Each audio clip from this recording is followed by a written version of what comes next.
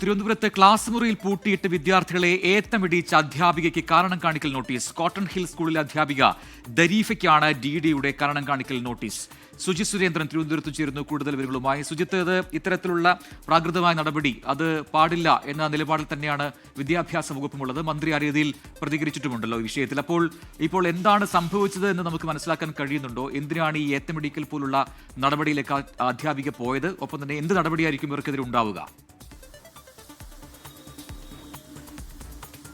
പ്രജിൻ, 4 ദിവസം മുമ്പാണ് ഇത്തരത്തിലൊരു സംഭവം ഉണ്ടായത്. കോട്ടൺ ഹിൽ സ്കൂളിലെ 9ാം ക്ലാസ് വിദ്യാർത്ഥികളായ ഏതാണ്ട് 15ഓളം കുട്ടികൾ ഈ ദേശീയ ഗാനം ആലപിക്കുന്ന ഒരു സമയം, അതായത് വൈകുന്നേരം സ്കൂൾ വിടുന്ന സമയം, ഈ സമയത്ത് ദേശീയ ഗാനാലാപന സമയത്ത് കുട്ടികൾ പുറത്തേക്ക് ഇറങ്ങാൻ ശ്രമിച്ചു. ഈ സമയത്ത് ഈ അധ്യാപിക ദരീഫ ടീച്ചർ കുട്ടികളെ ക്ലാസ്സിനുള്ളിലേക്ക് കയറ്റുകയും അതിനുശേഷം കതകടച്ച് ഈ കുട്ടികളോട് ഏത്തമിടാൻ ആവശ്യപ്പെടുകയുമായിരുന്നു. ഇങ്ങനെ ഏത്തമിടിച്ച് കഴിഞ്ഞപ്പോഴേക്കും കുട്ടികളുടെ സ്കൂൾ ബസ് നഷ്ടമായി. അവർക്ക് വീട്ടിലേക്ക് പോകുന്നതിന് ബുദ്ധിമുട്ടുണ്ടായി. ഇങ്ങനെ കുട്ടികൾ ഇക്കാര്യം വീട്ടിൽ വന്ന് പറഞ്ഞതോടുകൂടിയാണ് വീട്ടുകാർ ചേർന്നുകൊണ്ട് ഈ ജില്ലാ വിദ്യാഭ്യാസ ഓഫീസർക്ക് അടക്കം പരാതി നൽകിയത്. അങ്ങനെ ജില്ലാ വിദ്യാഭ്യാസ ഓഫീസർ സ്കൂളിലെ അധികൃതരോട് വിശദീകരണം തേടുകയുമായിരുന്നു. അങ്ങനെ ഇവർ അധ്യാപകരെ ദരീഫ ടീച്ചറിനെ വിളിപ്പിച്ച് കാര്യങ്ങൾ അന്വേഷിക്കുകയും ചെയ്തു. PTA അടിയന്തര യോഗം ചേർന്നു. സ്കൂൾ മാനേജ്മെന്റ് കമ്മിറ്റിയും അടിയന്തരമായി യോഗം വിളിച്ചു ചേർത്തു. ഈ യോഗങ്ങളിലൊക്കെ തന്നെ ഈ ടീച്ചർ മാപ്പ് പറയുകയും തെറ്റുപറ്റിപ്പോയി എന്ന് ഏറ്റുപറയുകയും ചെയ്യുകയായിരുന്നു. അതിനുശേഷമാണ് ഈ ജില്ലാ വിദ്യാഭ്യാസ ഓഫീസർക്ക് കിട്ടിയ റിപ്പോർട്ടിന്റെ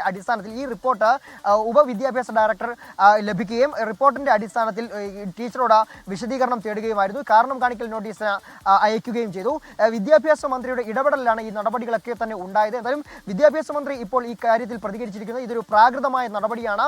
ഇവർ മാപ്പ് പറഞ്ഞെങ്കിൽ പോലും ഇനി ഇത്തരത്തിലൊരു തെറ്റ് ആവർത്തിക്കാതിരിക്കുന്നതിന് വേണ്ടിയാണ് ഇത്തരത്തിലൊരു വിശദീകരണം, കാരണം കാണിക്കൽ നോട്ടീസ് നൽകിയിരിക്കുന്നത്. കൂടുതൽ നടപടിയിലേക്ക് പോകാതിരിക്കുന്നതിന് വേണ്ടിയുമാണ് ഇത്തരത്തിലൊരു കാരണം കാണിക്കൽ നോട്ടീസ് നൽകിയിരിക്കുന്നതെന്നുമാണ് വിദ്യാഭ്യാസ മന്ത്രി എന്തായാലും പറയുന്നത്.